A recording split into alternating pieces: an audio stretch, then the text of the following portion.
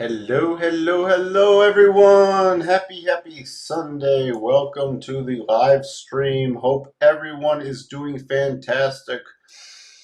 All of us dedicated technical analysis guys joining on a Sunday afternoon to prepare ourselves for the coming week. How is everyone doing? Let's see. Hello, hello, Wavy.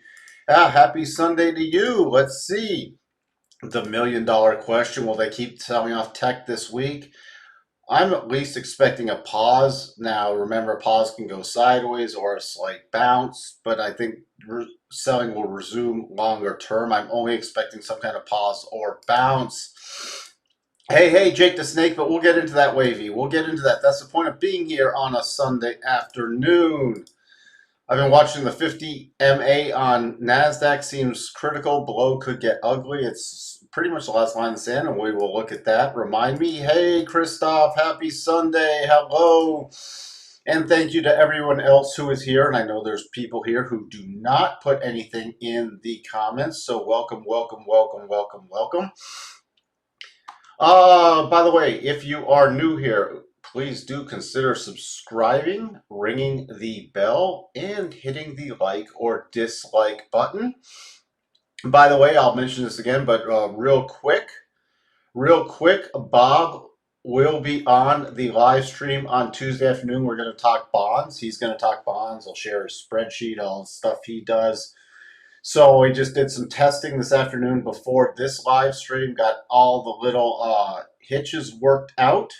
So if you'd like to see Bob on the live stream, it will be on the market overview one, 3:30 Central Time on Tuesday.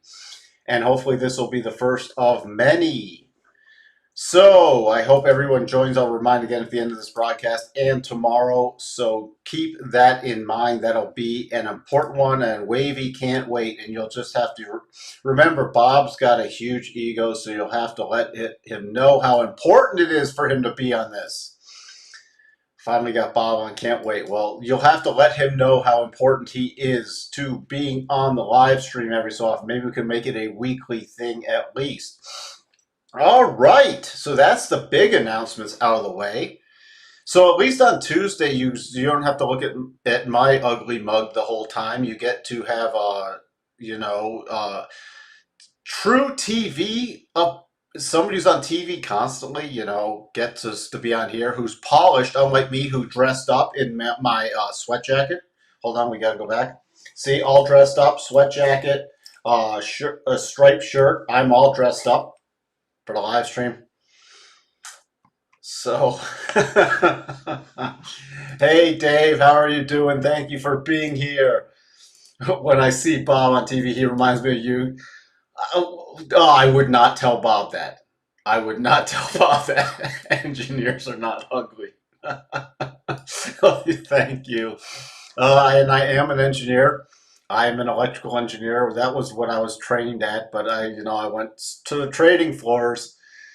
I went to the trading floors because I was good at math. Good at math makes you sort of good. When I was back, when you couldn't have all your handheld computers, you had to have your trading sheets, and you had to have, especially as an options market maker, when you printed out your sheets and then you had to reference it and you had to sort of track.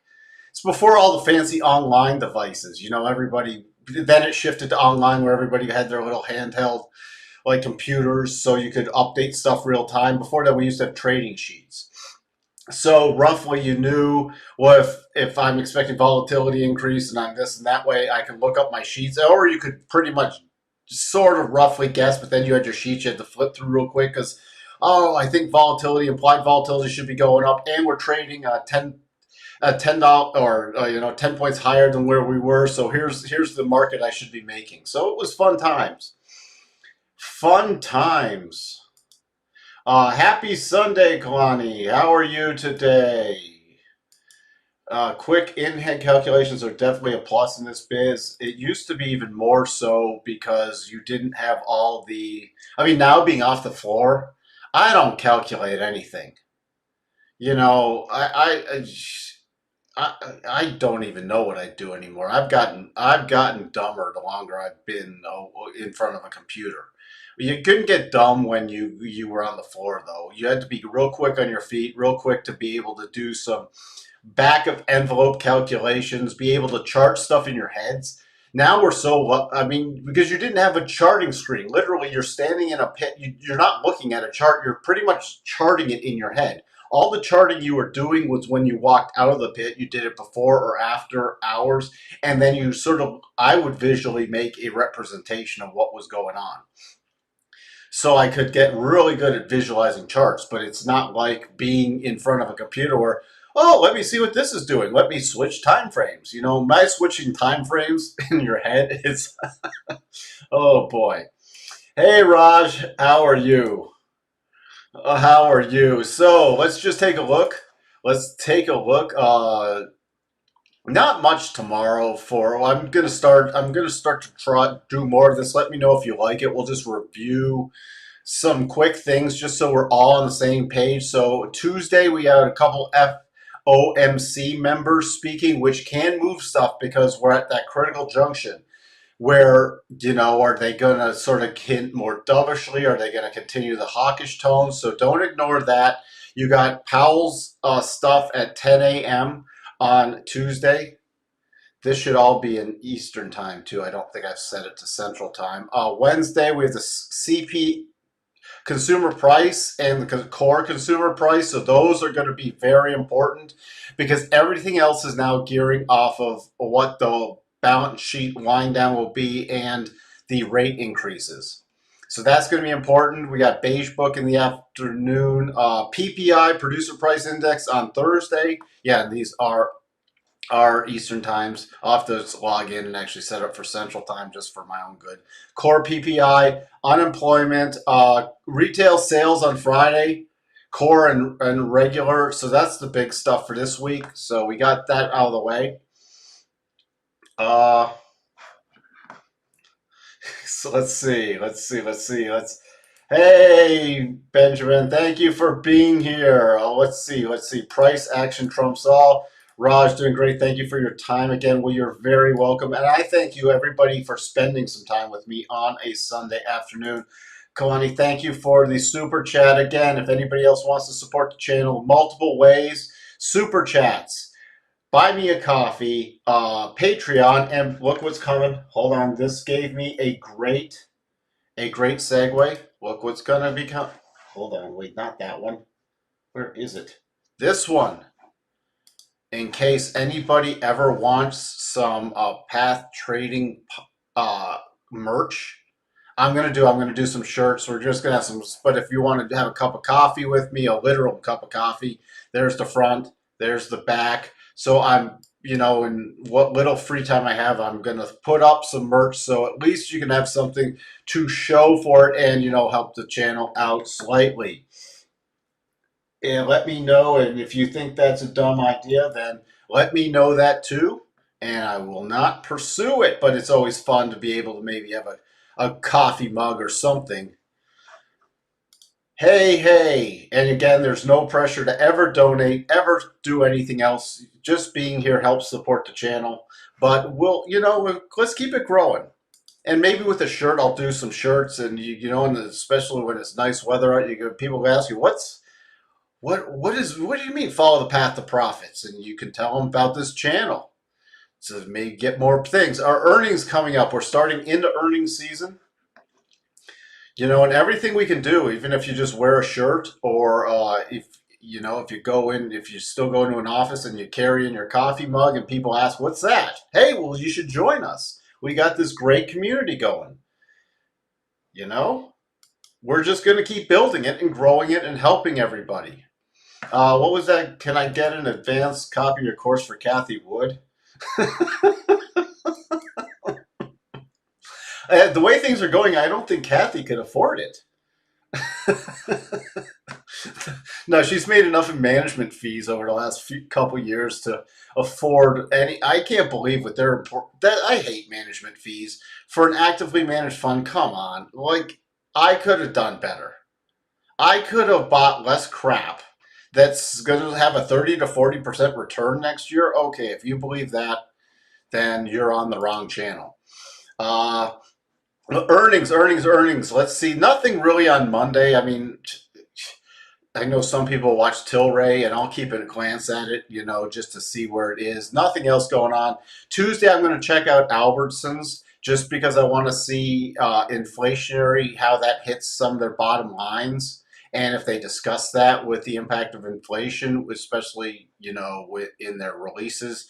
Wednesday, I'll glance at Infosys. Thursday, I'll definitely watch Delta. Let's see. And Friday, here's the big ones. We got J.P. Morgan, Citibank, Wells Fargo, BlackRock. So the banks start reporting. So Friday's going to be really interesting, and they're all before the open. And you have this bank. I don't know what this bank is. I've never watched it, but it is after the close. So this between the close and the open Friday, there could be some definite things that move, and banks have definitely been taking off this week because of the rising interest rate structure. So that's a key thing to watch for. All right. Yeah, but the banks, feeling bullish on the banks are good. Can we get a tie-dyed version of the shirt? I will see if that's available. Otherwise, what should I order a bunch myself and then hand tie-dye them? You have hand tie-dyed by me? That's in my free time. Let's see. Kathy is becoming what Dr. Elder calls a market cycle guru. If anybody was wondering, uh, what can you elaborate more on what you mean by market cycle guru? You do the exact opposite of what she's doing. She's calling the turning points the wrong way. Okay. By the way, look, before I get sidetracked, here's on the banks. This is why. Let's just get to the banks real quick. Here's Citibank. Look at the move off the lows. I'm now starting to watch retracements because they're getting overdone. We have a slight divergence on Citi. That's why I'd love to see a pullback in these banks before earnings, and possibly get in. I mean, we've had some serious momentum off the banks.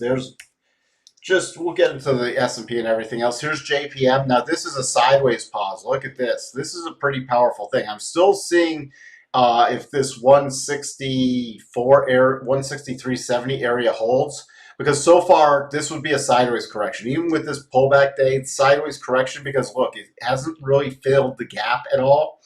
I mean, it did on this day slightly, but then it's traveled sideways, inside bar, and this bar is an inside day to this one. So again, working off some of its overbought condition, moving sideways, letting the daily rotation zone catch up. Look at Wells Fargo. Look at this. I got to bump another alert up here. Look at Wells. I'll have to fine tune that later, but gap closing above. All right, look at this. See, this is the highest. It broke out of this little congestion coming up in this next area. Would love a pullback with the rising rotation zone. And then if you look at the weekly, look at that bar on the weekly. If we can get any pullback or even a decent pause for a couple days to work off some of this overbought condition, and then we can blow through this resistance. Then you have a clear path up here on the weekly. There could be a nice play in that too. So that's just a couple things you can watch for with the banks, but I would not ignore them right now. Let's see.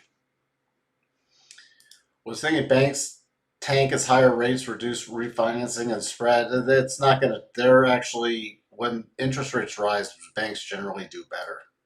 That's why they've broken out.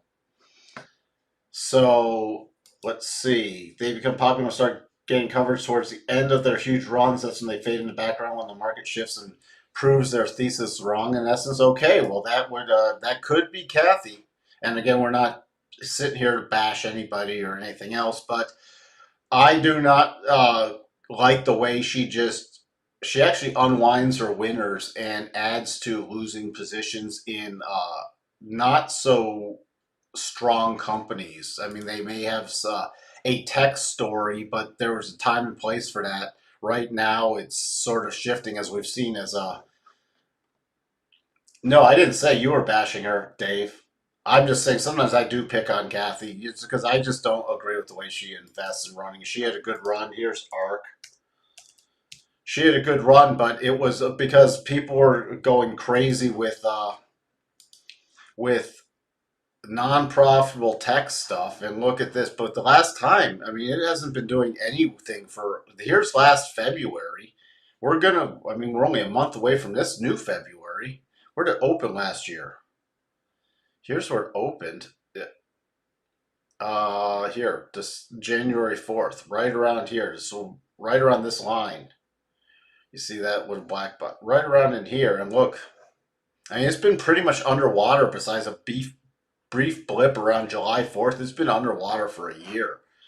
And as we've talked about, breaking down, we got this pause right now at this harmonic, but I'm really going to be watching around 80.50. Would not be surprised to see a little pop in there. It's getting a little divergence in there, but it's not a long-term pop. All right. And again, Dave, I was referring to me bashing or not anybody else on this stream. So don't, sometimes I say stuff and it comes across a little harsh, but that's not the way I intend it. So let's see here. Here we go again. It's interesting. S&P not yet in oversold condition. Here's your 50, which is pretty much, remember, we closed into this clear path. Okay, we don't have to all get there in one little fell swoop, but you see this pretty decent sell off. The 50 area, this 46.50 area is critical. We start getting below there. I'm then watching for about 45.68. Now let's bring on our other lines. Let's see, now we get a better pausing bar. Can update that. I mean, it's in neutral mode, not yet bearish mode, but it's got a huge, because I talked about last week, closing back below this 47.05 area into this prior consolidation is not very bullish. Even if it can pop its way out of it, it has to do some serious work to regain some kind of real bullish mode. 4 hour, you can see here, tried to put in a little a base here.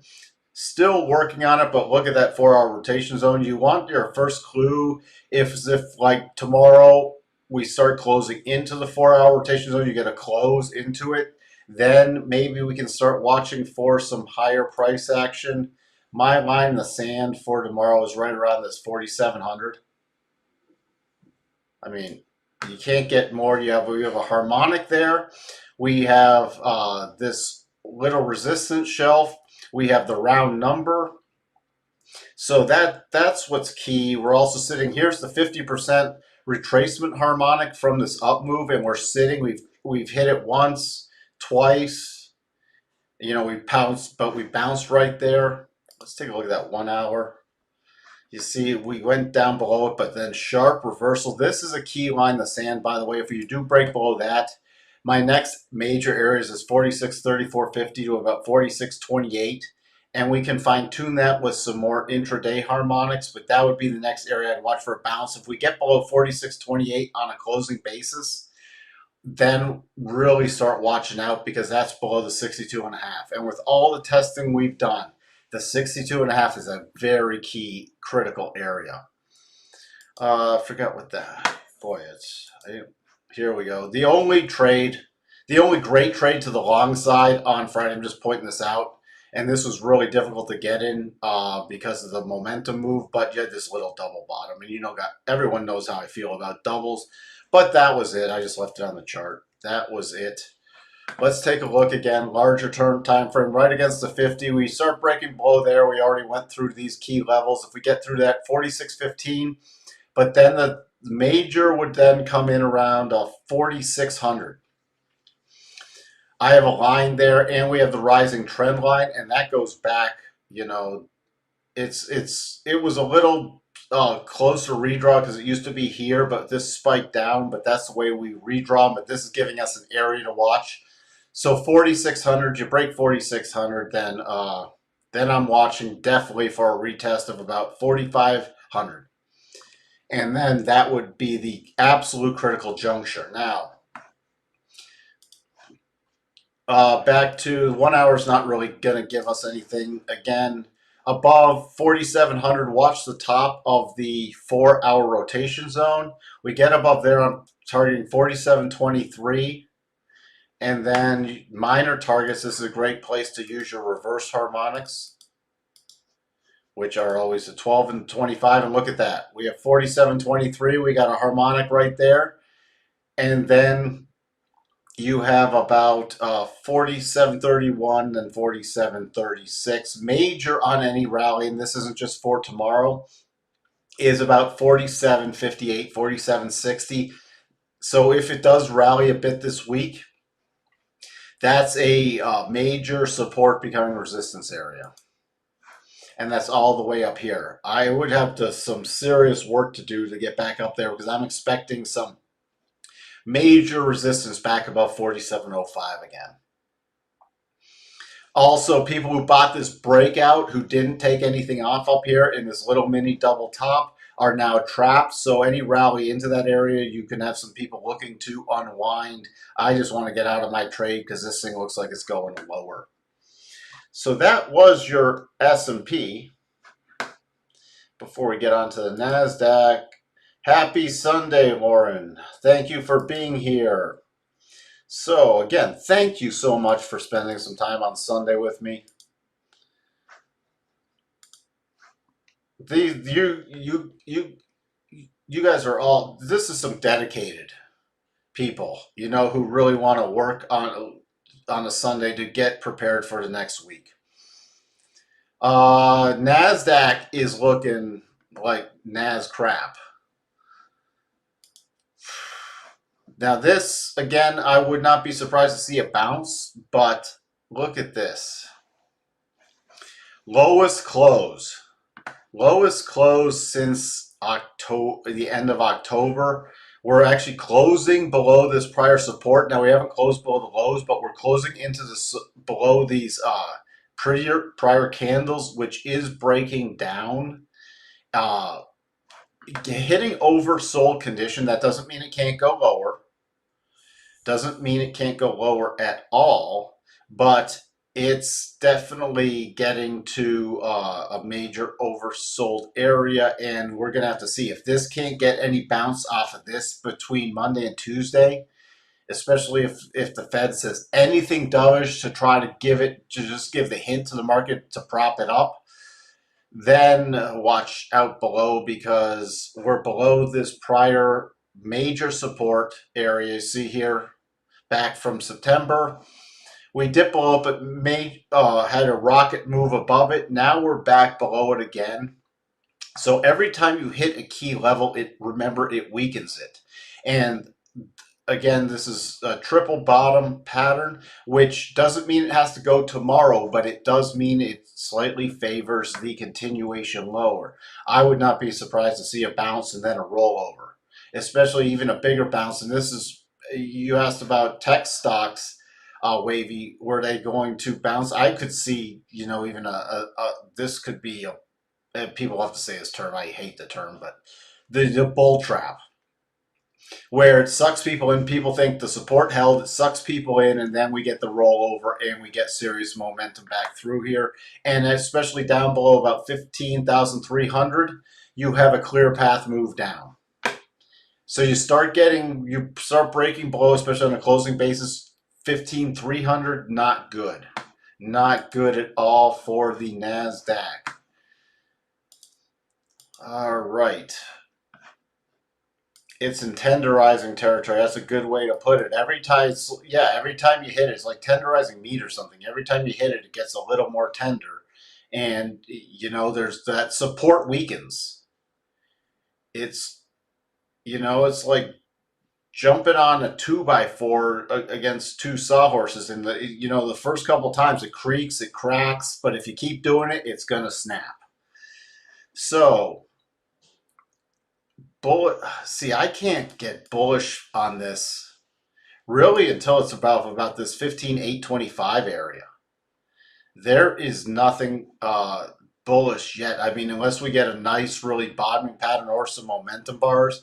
You can see here, here are the harmonics from back on the 6th that I did from this projection back at 9 a.m.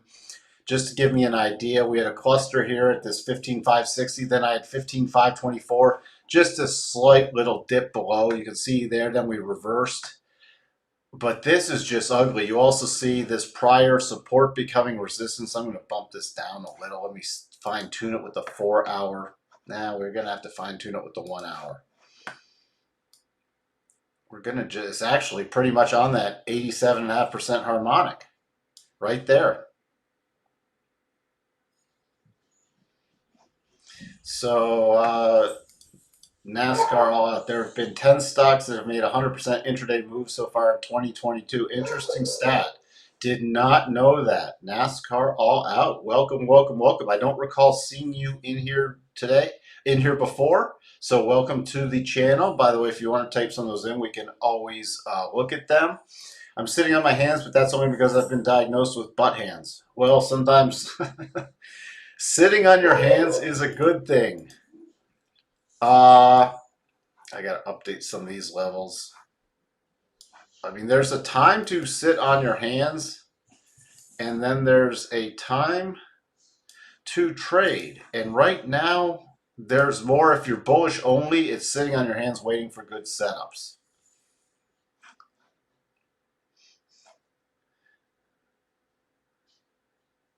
So that's more than one a day, referring to the 10 stocks that made 100% intraday moves. Yeah, that is. Because of you, I've joined the short side, and it's been glorious.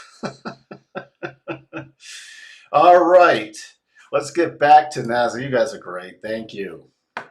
Thank you. Nasdaq 4 hours. I got to move down some of these levels. We're getting, remember, we closed below that 62.5 and we just kept moving down. So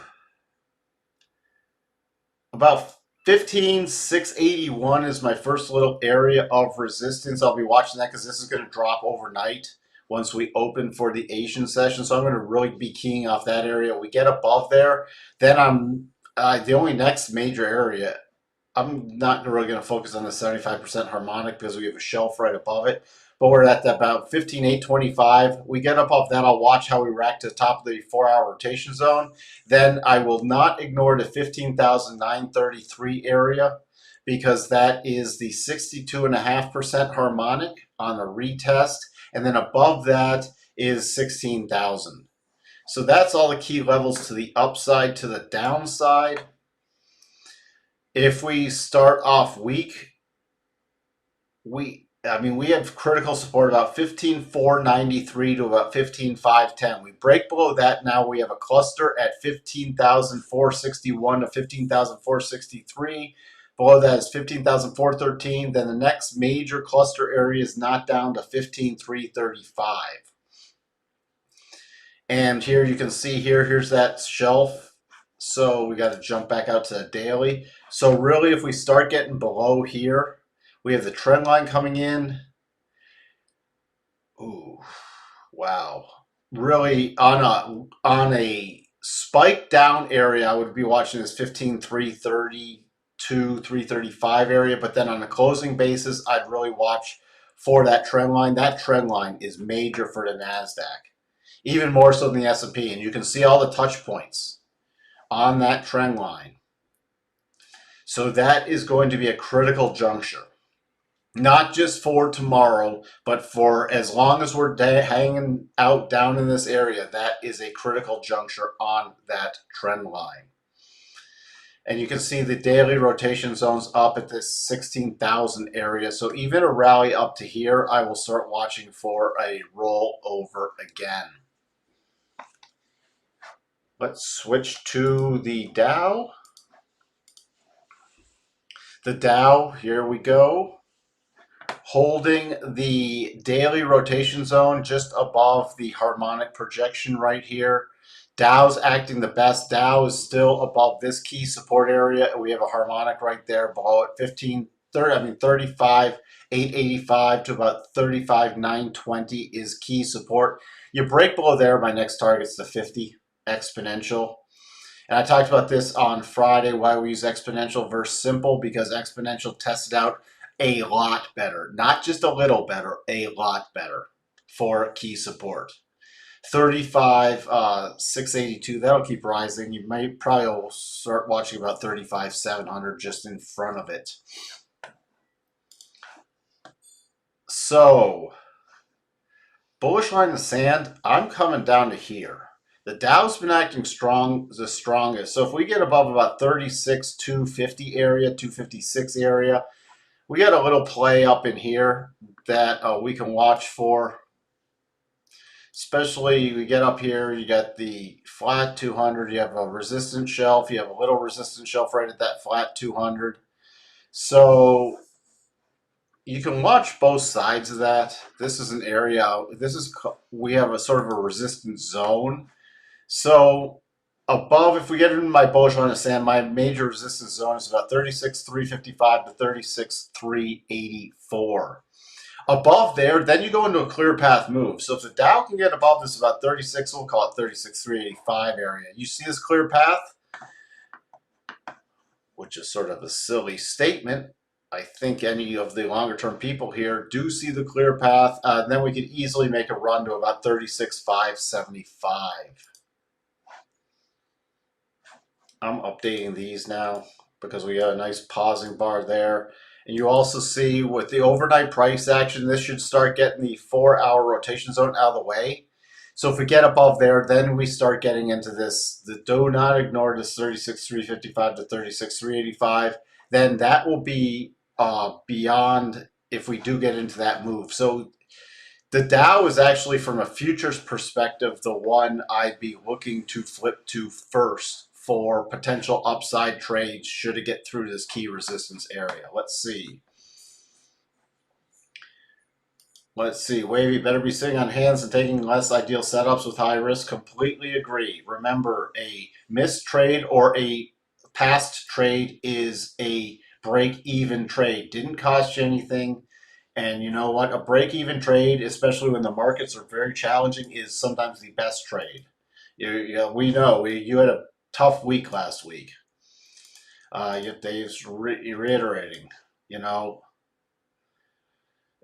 Wavy, I think he's here every day, shaking it off, living another day. That's all I can ask for. Is that a clear path or an advanced clear path? Were you to refer to the Dow? This is a clear path. This is a clear path. There are no alternating colors candles in it. That's just a simple clear path. And you're only stopped. The two things on a simple clear path you want to target is you want to target at the breakdown zone behind it. So this was prior support. That's the breakdown zone. So that's prior support becoming resistance. So you don't see any stopping points until you potentially get here. Then above there, it would be targeting up around this 36,777 area. Okay. And you have it's still technically in bearish mode on the 4-hour, and we've had the nice correction. The daily, though, is still holding bullish mode. All right. So, and again, there'll be further explanation in the course about all this, and I'll even elaborate more than we've ever done in the past on it. That is your Dow. Let's just peek at the Russell. All the time I get asked, why do you wait for closes? Why do you wait for closes? I miss a trade by waiting for the close. Look, closes are going to save you by waiting for closes with key patterns. It's going to save you more money than it ever costs you unless you're very nimble intraday. Okay? Look at this. We had the Russell, which is still, I mean, if it breaks down anymore, it's going to be a triple bottom. But all right, above here, we're watching for this potential double bottom. Break above, close below. Break above, close below. So for the people who, people spotted this as a double bottom. Maybe not the way we trade them, but, break above, it's time to go long. Uh-oh. Break above, it's time to go long. All right, we're still safe. I got in one of these 2 days, and that's just holding right below this base, then boom. And everybody who got in is trapped. You're better to wait for a close, even if reward to risk isn't right, then try to get in to get on a pullback when it does happen, even an intraday pullback. Because once it's triggered on the time frame that you're waiting for that close for, you can always get in the next day intraday because it's already a triggered trade.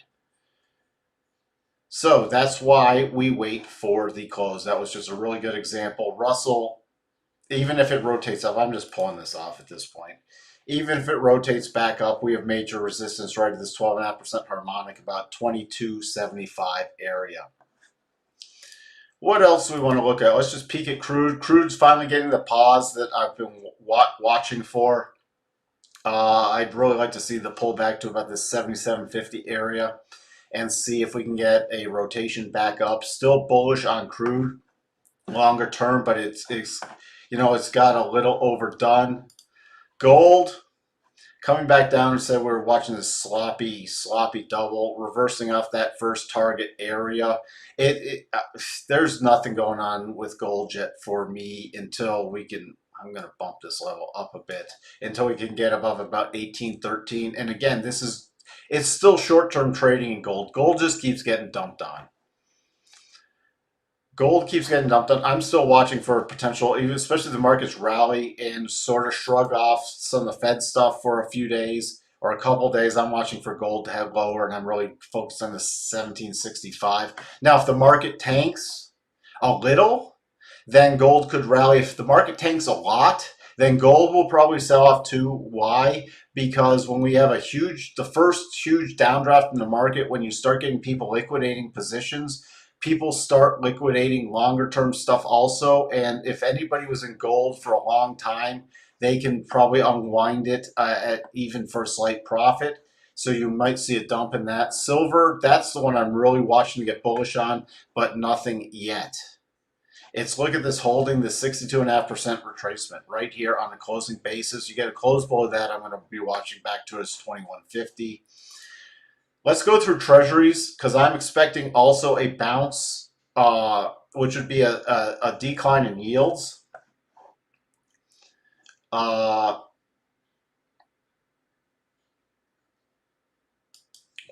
would you invest with, Kathy or Karen Feinerman of CNBC? Neither. Look at these. We had the harmonics. Look at this with the notes. 128 area, 128.02, 128.03. You see right here. Look at that nice cluster spike down the cluster and a little bounce. Look at that. And this is a pretty sharp reversal. When you see this kind of reversal in bonds, and then look, it put in this little resistance shelf and breaking through. So I am actually watching for a short-term bottom in at least, when I say bonds, I don't mean the third, I just mean any treasury instrument. I should probably just say treasuries, but I just default to saying bonds like a moron. I'd be watching, especially back to this 128.27, 128.24 to 128.27 area to see how it reacts there. Let me switch over to my treasuries little thing. And you start seeing these. There is the 5-year notes. They're also getting very overdone. The 2 years are getting very overdone. By the way, 2 years, I'm really watching to see how it reacts if it closes back in on about 108.31. Here are the yields, though. You can see here we had a 1.799 spiking above that, but pulling back. I'll be watching about 1.754 back at a prior harmonic on the potential support, but my real support is coming back in about 1.7. So I'm going to watch for yield support coming in at 1.7 on the 10-year. And again, Tuesday, Bob's going to be here as long as we don't have some kind of disaster. Tuesday afternoon, 3:30 Central, for market overview. He'll share his spreadsheet that he updates every day with, and he'll talk about yield curve flattening, and he tracks bonds very closely. So you don't want to miss that if you want a bigger perspective on bonds and what's going on with the Fed and everything else. You can see there's that little thing. But I talked about this last week. If you use TradingView, you can use 10Y1 Bang as the 10-year yield. They're the micro 10-year futures that the CME started. Really handy way to track yields.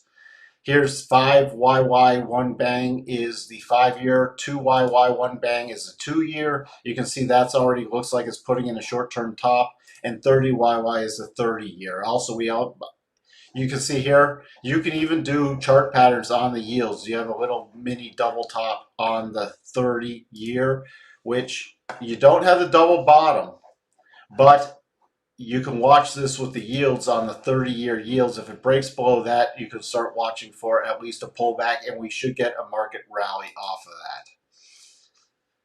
Let's see.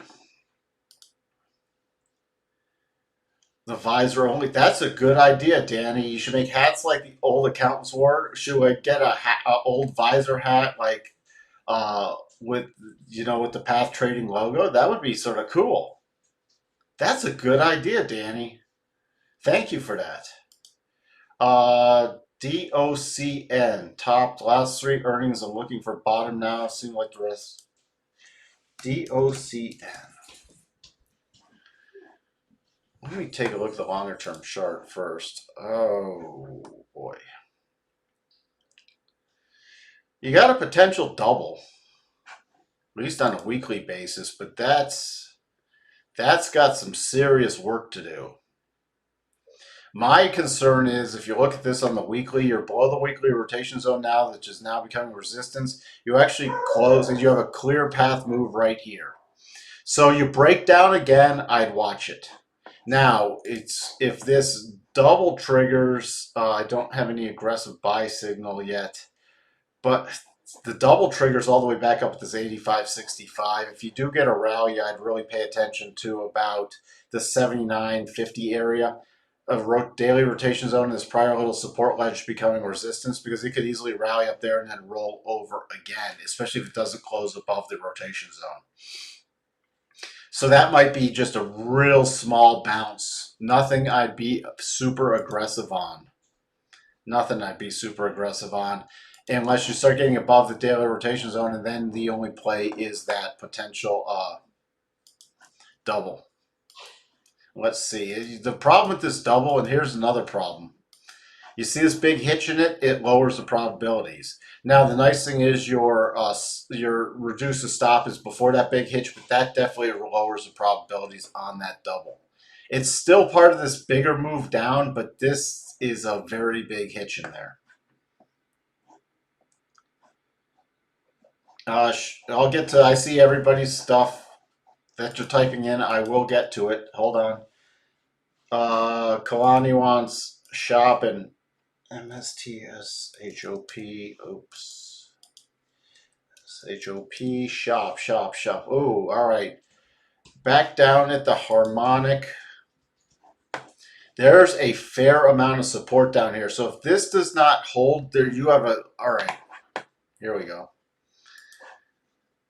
You have a fair amount of support coming in at this area. Just lower. So even on a continued down area, this 1050, you have the 50% harmonic from this run up from beginning of from March 20. We have that and the 50%. So I'd watch for a potential bottoming pattern around here. The problem is it's bearish in the weekly. So even if you rally, your major resistance is let me take out some other stuff. Your major resistance is about 1300. So even on a rally, you have limited upside. And before that,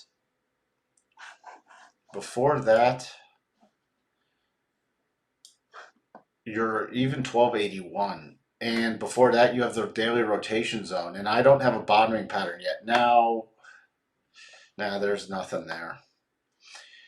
So this is, yeah, I think you could get a bounce in it, but a bounce is to be sold from my perspective.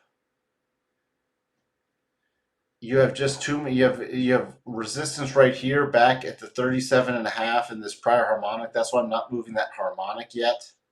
Anyways, we're into this this lots of support down here. I would not be surprised to see a bounce and then another rollover play. A bounce, even with an aggressive bar to the upside, is not something I'd be playing to the upside at this point. There's just nothing there for me, and I don't have a solid bottoming pattern. That's not even a mini double yet. Your only play is above about 1200. You go into this, you do have a clear path here, and this is a simple clear path. Your target would have to be about this 1281 even before that.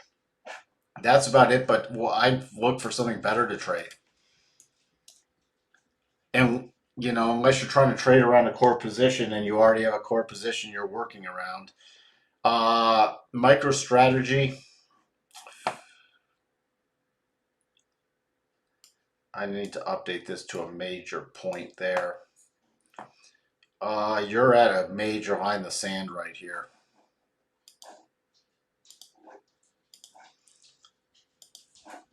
You're right here, boy. Again, I mean, you have a hyper aggressive buy signal above on a close above Friday's bar. Very aggressive. Why is it very aggressive? Because it's against the 4-hour rotation zone, which is right there. Even if you were to get in, you have to be very nimble on that.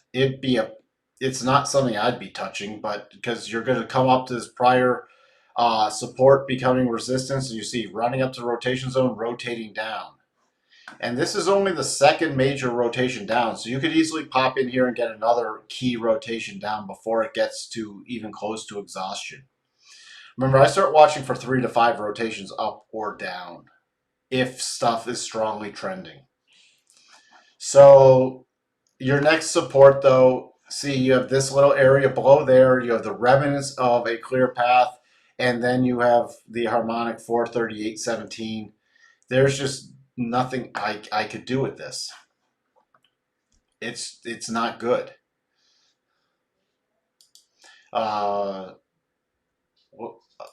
Thanks for the heads up on the news. Let's see. Can you provide your TA on the cubes? It used to be the QQQQ. See, they changed it to the QQQ. Why it was called the cubes before is because it used to be the QQQQ, and then it was called the cubes.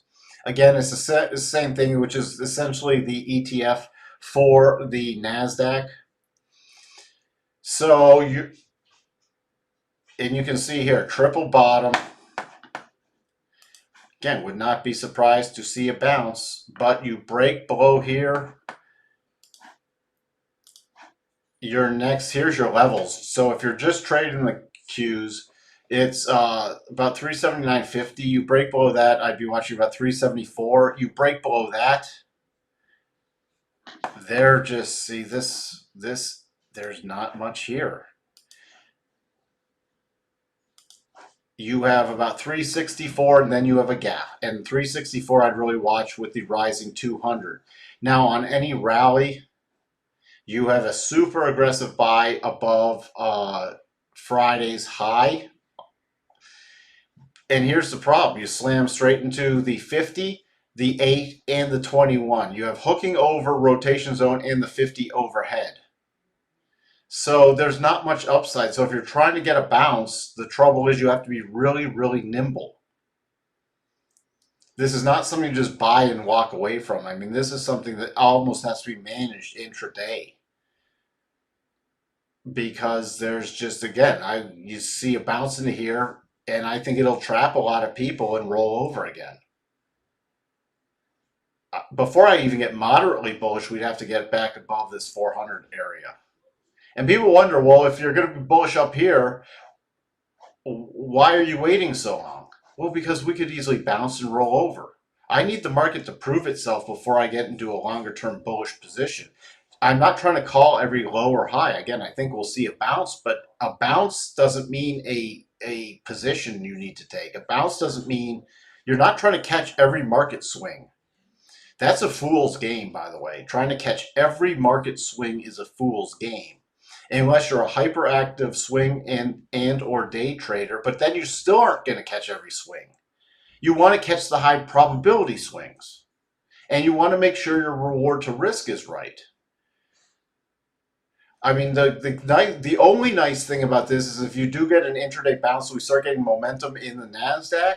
The only nice thing is you can keep a tight stop. That's what's nice. So if you're playing this the upside, you can keep a stop because you get a close back below this 379.50 area. I'd be out, like boom, gone. Position punted. And I would not do anything unless you get an intraday pattern that's bullish or you get strong momentum, coming off the open. And then I'd really start moving up my stop as it hit the 50 and the rotation zone. Because you can always start peeling stuff off, get your stop to break even. If you have to play this to the bullish side, get your stop to break even, get something in. I definitely lock in profits. Again, can't give investment advice because, again, I'm not a registered investment advisor. And that's not the purpose of this. This is for educational purposes only. And I'm not sitting here trying to tell people how to trade. I'm giving examples of what I would do. I'd lock something in if I was going to play this aggressively to the upside and then get a stop to break even on a rally, and then fine. If it keeps rallying, you can hold some, and then as it ratchet up, if it kept going above the rotation zone, I would take some more off around this 400 area and then just leave a little bit on in case it went higher. And then if it did go higher, we put in a short-term bottom. That's where I look to re-add to the position and trade around the core position as it went to new highs on pullbacks. Hope that makes sense, Benjamin. It seems like the FANG stocks, as well as Microsoft, AMD, NVIDIA at key support levels. Let's take a look at some of them. Let's take a look.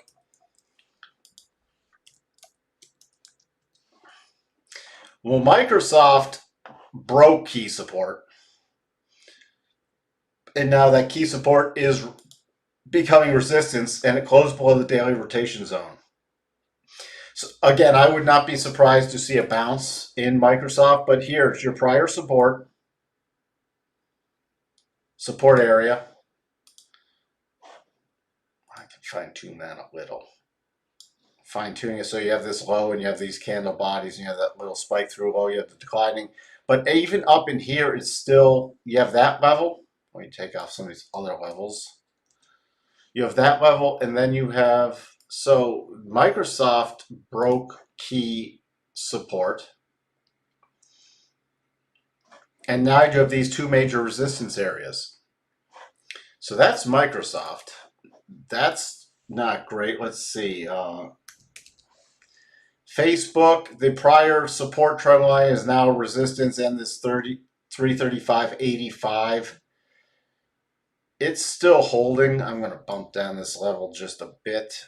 Well, I'm just going to make it to the gap open. So now if we get below about 323, watch for the gap fill. But Facebook's not strong yet.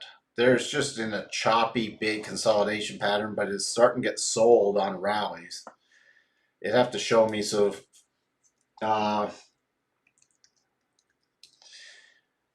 Apple's now below the daily rotation zone, coming off with a divergence. Let's take a look at the weekly on Apple. Apple, you still technically have a double top on the weekly.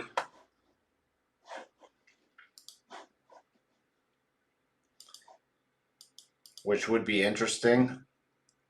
And even if it rallied a bit, it could then roll over and still this would be a valid double top. So Apple's not at a great point of strength yet. And it did form a divergence on the weekly. Not impressed by Apple right now. Amazon.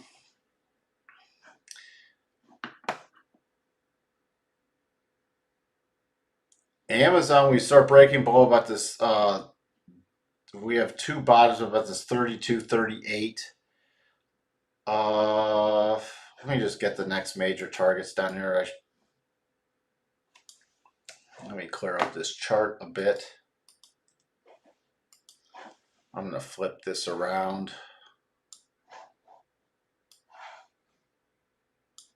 Because on a rally, we're now watching. All right. Well, here we go. Next major targets to the downside. We have support right here and a harmonic, 31.89. There's your targets. You break below that, you don't want to break below that in Amazon. You break below that in Amazon. Next key area would be about 3,000. The real critical areas, if we key, and this isn't just for this week, but you break below that, you're at 2,900. And below 2,900, you get into a super advanced clear path move, which would not be good. So that's your core line in the sand. But on a continued sell-off, you see here, weekly chart, you have a bottom here, bottom here. This was not a double bottom since the targets exceeded the move that formed it. So it was just two lows. And you have a bottom here, bottom here, bottom here, spike through bottom there, but close above it. So this 3190, 3189 level, 3185, you can even go below there, but that's key. You'll get, I bet you there's stops below this level at this point for anybody who purchased. So again, you could even see a bounce off of here and then another rollover, and you take out this key area, and I think you see 3,000 pretty quickly.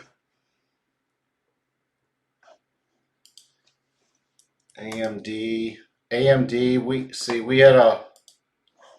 there was an aggressive buy right here, and this stopped it out. You can see a bunch of the buys on here. Buy here, worked, buy here, worked, this little buy, then it started to reverse. This buy worked nicely, then this buy, quick little stop out, and now you start getting below this this 130.50 area, clear path move. So AMD, even with a bounce, you come back here to about 140 and then re-roll over with the rotation zone and then take out this level. That's why I'm expecting possibly a bounce, but that's just going to suck people in. And then if we take out these key levels in all these tech stocks, you got downside. That's why I can't get bullish on any of this stuff. Nvidia, again, bounce into the rotate, could happen to bounce in the rotation zone, but we have one bottom, two bottom, and we'll just call this the same bottom, triple bottom pattern, advanced clear path. Look at your next target, you start getting below, especially you have a gap fill right here. You get below about 266, boom. I could see 230, 231 in no time. You have a second gap down here. Wow. So, I mean, these would, in order for these, like, and you can apply this to a bunch of stuff. I'll just go over NVIDIA. But in order for me to change my tune, I'd have to get some closes back above about 313 for NVIDIA, which is a long way off. You have a little micro double bottom, but you trade this. Look at your targets. Even with this, you have a micro double bottom. Look at your targets. It could just take you back to 290, 298. And those are completely valid. This is the move that started it. Even this is the move that started it with this hitch. But 298. Well, where does that put you? Well, even the first target's just in the rotation zone. But even if you got above the rotation zone and then rolled back over, you're not in bullish mode yet. Again, my bullish mode needs to get back above, about this 313 area. So even if you tried to scalp this double bottom and then it rolled over again, this is why if you did want to scalp it, I would not ignore those targets, because you could easily see, people will see this get trapped in here and then a potential rollover.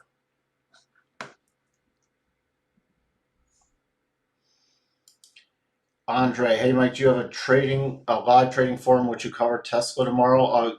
Discord, I put up stuff. Other people put up stuff. If you're not, are you a member of Discord, Andre? Because that's about the closest thing you'll get to. I don't do anything voice yet because I'm doing too many other things during the day. But I do type stuff in there, and I do put up charts, especially if I see stuff critical. Yeah, most tech stocks have eerily similar patterns. A lot of them are trading in lockstep. It's why the market is very fragile, and a lot of these tech stocks have been holding them up. And if they're all trading in lockstep, what happens when all these big names that are the major components to the index start breaking down at the same time? It's not like they're all over the place. The only one that was somewhat different was Facebook between what we looked at, and that's just caught in consolidation. So the last 2 years have been a wild ride. It's learn to play the short side, and if you're scared about the short side, play it with. If you want no options, play it with some put spreads and stuff.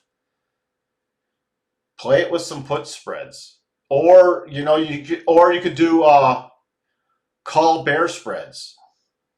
There's ways to play it where you don't have to play it with the futures, or you don't have to short anything, or you can use one of the inverse ETFs. It starts breaking down. You can look at an inverse ETF too. So, well, you are a member. That's just where it's going to be for now. But maybe at some point we'll do something else. Well, you can always ask me a question. I generally try to respond if you at me in Discord. If that's the best thing to do, and I'll post something. If I'm not posting much, there's either not much going on.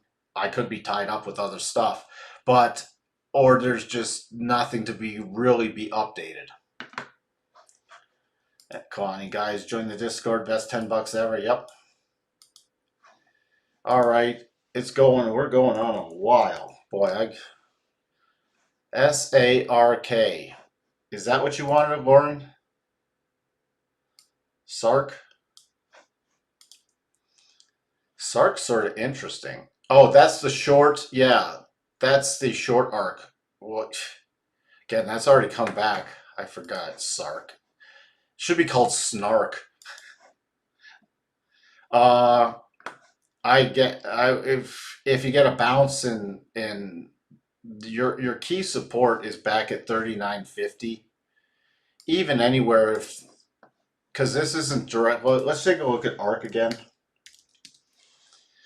So ARK, the way I'd really do this is I'd watch if ARK can get a back above 90.80 on a closing basis. I'd start watching for a bigger pullback in short ARK. But right now, your major line to stand is 39.50. Your targets, there's just not as much price action we can do on this, but using the most recent swing will give you the best little areas to watch for. If you're just solely trading this, what was I doing? Come on. There we go. Harmonics. Above 42.10, 42.93, 43.73. Here's the problem, because this is just when it was initiated, so I can't really do a long-term thing there. That's the upside. Your first little warning sign that you might get the bigger pullback is you watch the bottom of the 1 hour and the top of the 4 hour. You get below there, about $40 at this top point. I'd start watching the pullback, and it wouldn't really bother me even if you pulled back to 38.60. Even to about 38 wouldn't bother me. You start pulling back because this is going to keep rising. You start getting especially close below 38. That would generally mean that we've gone back into some kind of crap bull mode with a bunch of high flying tech stocks. I don't expect that, but you always got to be prepared for the upside and downside. Any pullback that remains above 38 on a closing basis is fine for short ARK. It is a little overbought, just like ARK is ARKK, the flagship fund for Kathy, is oversold. So you get a bounce. Short pullback would not bother me at all in this. Yeah, so it trades in the US. SARK, short ARK. First time hearing of this short ETF. I've watched it a couple times. I more just watch as ARK. So Chewy. Hi, William. Glad you could join us. Chewy.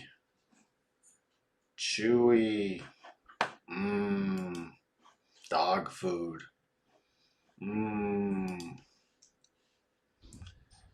I used to buy a lot from Chewy. Nice little double. I haven't watched this. Nice little double top pattern. I don't trade Chewy right now. Let's just see. He had a potential double though, but again,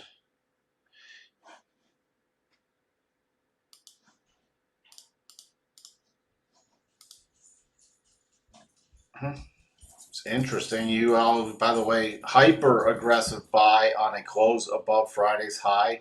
Again, hyper aggressive because you're slamming into the daily rotation zone. So that would be something that has to be managed very closely, and I wouldn't touch it against the daily rotation zone. But above 161.47, you got to close above there. You're out of the way of the 50 again, and you could have put it in a short-term bottom with a run back. There's the 200, 72.89. But unless you wanted to try to front run it and manage it very tight with a very tight stop, but you need a close above Monday's high. On a continued lower path, you're at 46.23, then 42.42. Let's see where that looks in the bigger picture. See, we don't have a clear path to the downside, but you got stopping points, and look at that, 42, 46.23, right at this prior support ledge.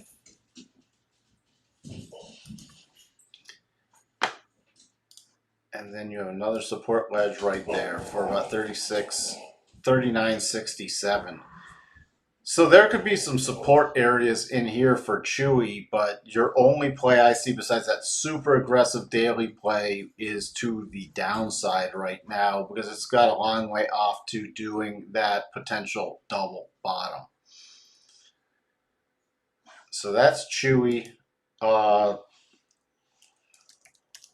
SoFi holding, this is the weekly, barely holding key support. But this breaks down again. You're looking at 1229, then 1091. Barely holding again. If we have some kind of junk bounce this week, I could see SoFi oh, yeah, I already got a harmonic there. I could easily see SoFi testing. But again, these are not some. I'd be looking for easier stuff to trade because you're trading against key trends. And even to the upside, even if it gets above 1450, my next target area would be about 1525 to 1539. Be prepared for another potential rollover. So your reward to risk is off because I'd have to keep a stop below this most recent low unless I was trading intraday, and then I'd have a stop below 1360 if I was trading intraday. So reward to risk is skewed to the downside. That's why I don't like these right now. They've got to put in a base, and there's no solid base there. All the dogs are fine. Yeah, they're all barking. I think my wife's taking them 2 by 2 for walks, or 2 by 2 by 1. So the latest rescue who wouldn't go for a walk has finally made it 3 houses down. We got him to get 3 houses down on a walk today before he got scared. That's a big achievement. He wouldn't leave the front door before. So let's see. Thanks for asking, Dave. Thanks for asking about the dogs. By the way, if you're new here and you don't know, I have 5 rescue dogs. We are those insane dog rescue people that I can't say, if it's a living being that's had a tough time and it can't find another good home, I'm the home of last resort before it gets put down. Kathy, the poster child for this era, she sucked in the newbies with her Tesla. She should have leveraged her big win and played it safe. And yeah, I don't know. Yeah, that's Kathy. Would you please give a couple of transport selects, CP, UNP, and UPS? Sure. Have you ever seen a fund publish their trades daily besides Kathy? I can't think of one, but there's been some weird stuff. I looked at Kathy. I used to track her daily trades, and some stuff didn't line up on certain days. Even when she published her final holdings and what she was doing, it's some stuff that maybe were number mistakes or something else. But there's been some jiggity stuff with the stuff she's put out there. I don't know another fund that publishes. well, I've not even spent the time to look into it, by the way, because I'm not going to react on a day-to-day basis what a fund's doing. Would you please put a couple transport CP, UMP, UPS? Hold on. CP, nice. Canada Pacific, really nice. Breakout to the upside above this resistance shelf. Actually, above here, you have some room to run. This could be a really nice play with the transports. This could be really nice. Oops, I meant to do harmonics. That could be a nice play. You get above this resistance shelf. CP, I'd be watching this even on pullbacks. Pullbacks, even if it pulls back, you know, I'm gonna have to add this to a list. Hold on. I didn't look at CP. I didn't look at CP on Friday. Because this is really nice for me. Boy, even a pullback to 75, 74.50 to 75 could be really nice. Let's see. Rising 4-hour rotation zone, breaking above that key support, even getting above this little support base into this little 4-hour clear path move. Wow. Then you get above here, 70, 78. You have another clear path move. That's really nice because you can keep a stop. I wouldn't, you know, you got your 200 here. It finally broke above the 200. So it's 200 with support, 200 resistance, 200 resistance. Now that's key support. So you could easily keep a stop down there and play this to the long side. That's a nice play, Raj. UNP. Yep, United Pacific. We've had this off and on in the fund, but this is another one. Breaking out. Wow, that's a nice little support base. If you hear one of the dogs growling, that's the latest rescue called Legend. The latest pit bull rescue, who is going to be euthanized. Support on UNP 252.51, first level support. Major support coming in at 248. So even on a pullback to 248, that would be probably a nice play right there. Pulling back to the bottom of the daily and the top of the weekly rotation zone. Let's get some targets on this.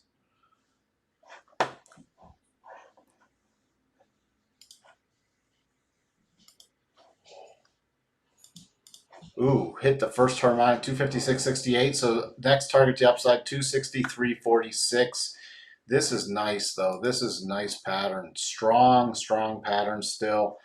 Got some slight divergence up there, but you know, as long as it's holding, especially this daily rotation zone and this prior resistance becoming support, pullbacks would definitely be a potential buy for me. UPS, critical juncture right here.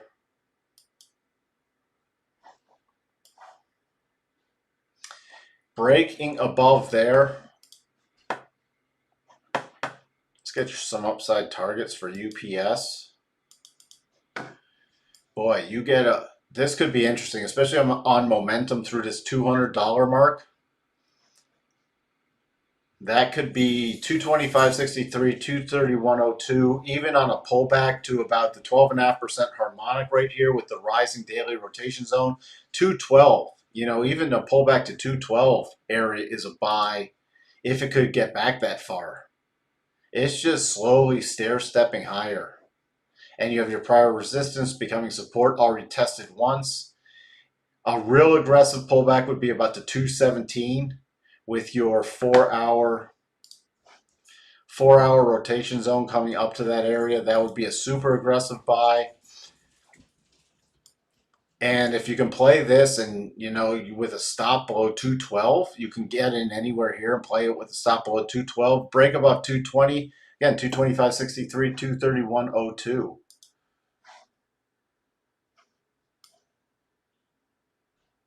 Just want to see how that looks. Hold on one second. From the old things.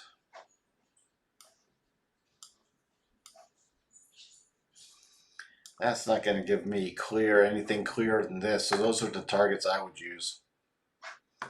I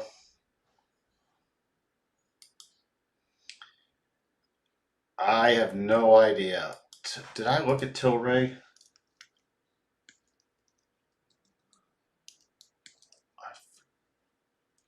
There it is, TRL. I mean, Tilray, there's nothing going on here. When do I think they'll? I don't know, but it's still on just a slow bleed lower. It has some serious work to do. Wouldn't touch it at all. I forgot to pull off the old alert.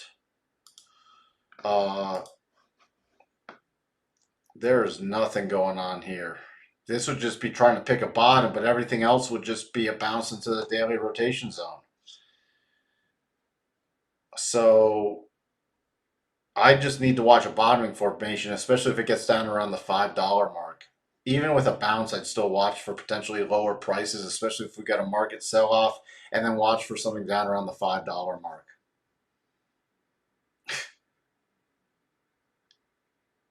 Let me look. Then I'm going to have to wrap this up pretty soon.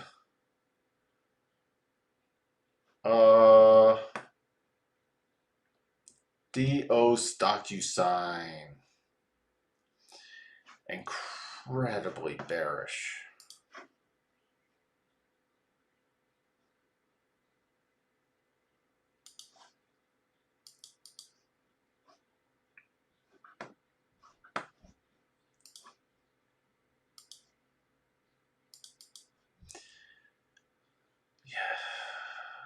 You had a potential double here that never triggered and rolled over. Now you got a triple bottom. The only bullish play for me would be but you'd have to get some broad market support on DocuSign, would be above about 157. Above 157, that's about it, because then you got a gap play. Before then, there's just nothing yet, because there's no other bottoming pattern.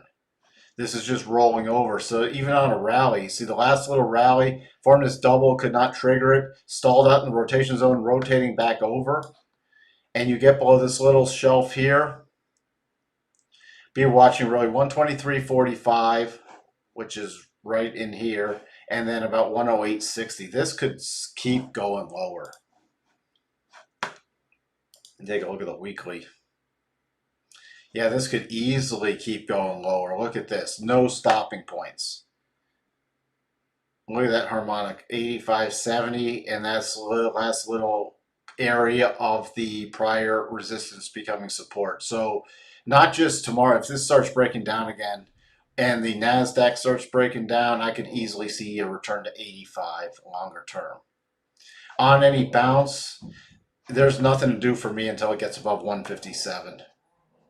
And that would have to be above 157 on a closing basis with some broad market support coming back in, because the only thing you have going for it to the upside then is that gap. And even with that, you're against the daily rotation zone, so I'd start watching in that daily rotation zone for a rotation lower.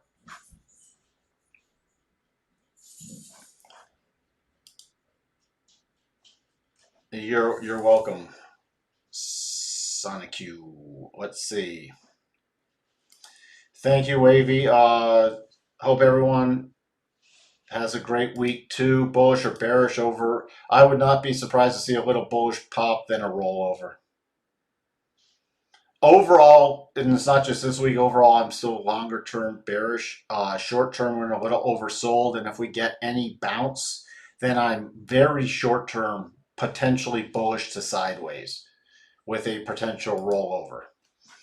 Hey, Raj, could you come back with some of these? If you can join the live stream tomorrow, we'll go through a couple more of them. Is that okay? Because I've gone nearly like an hour and 20 minutes, and my voice is running out, and I'm getting a little tired, and it's still a Sunday afternoon, and I still have more work to do. So if you don't mind, I'm going to wrap this up. Raj, thank you. Keep throwing out some stocks for us. Join us, everyone. Thank you for everyone who is here. Fantastic Sunday afternoon live stream. Again, thank you all. I'll see you in the market overview, 3:30 Central tomorrow. The company that shall not be named, 4:30 Central tomorrow. Cheers to you, and thank you. Post in Discord, and if you can join the live stream tomorrow, Raj, put them in the live stream. Thank you, Sailing. Thank you, everyone who is here. Again, thank you, Kalani, for the super chat. And talk to everyone later. Have a great rest of your Sunday. Thank you, Benjamin. Thank you, thank you, thank you. Bye for now.